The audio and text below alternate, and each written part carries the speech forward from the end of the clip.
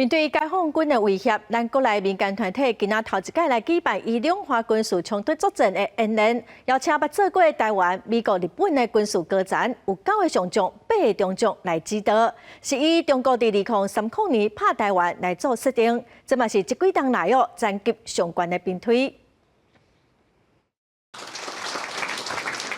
捌做台湾、美国、日本上高阶军事将领的前参谋总长李喜明，甲美国前参谋省长联席会议主席吴伦，也有日本前统合幕僚长严基武做伙出席台湾民间举办的台海防卫兵棋推演，要检验目前国军战略的设计、甲作战概念，敢有法度应对台海战争的挑战。我们这次邀请美国跟日本来，并不是希望组成一个美日台的 抗中联盟来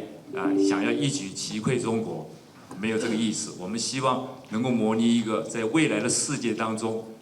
最真实的战场的实况的想定。Admiral Blair 在卸任太平洋总司令以后，曾经以资深观察员的身份参与我们汉光演习19号到23号，对我们的贡献非常卓著。 李喜明讲，共同参演的前太平洋总司令布莱尼，捌参与5届汉光演习，而且建议成立相关兵棋推演甲作战训练的系统，对台海的情势是真了解。这2日兵棋推演假设的情景，会以中国2030年武力拍台湾为背景。共军就是在强化各种的实战化演练，然后强调以后的可能的战场在哪里。 他的部队就会先过去做战场经营以及相关的训练，必须要增加、强化跟日本、跟美国的情报合作，因为我们台湾自己的监侦范围比较有限。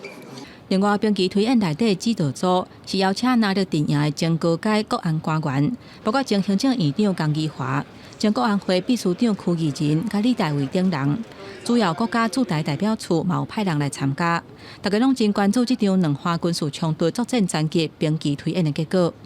公司新闻台北报道。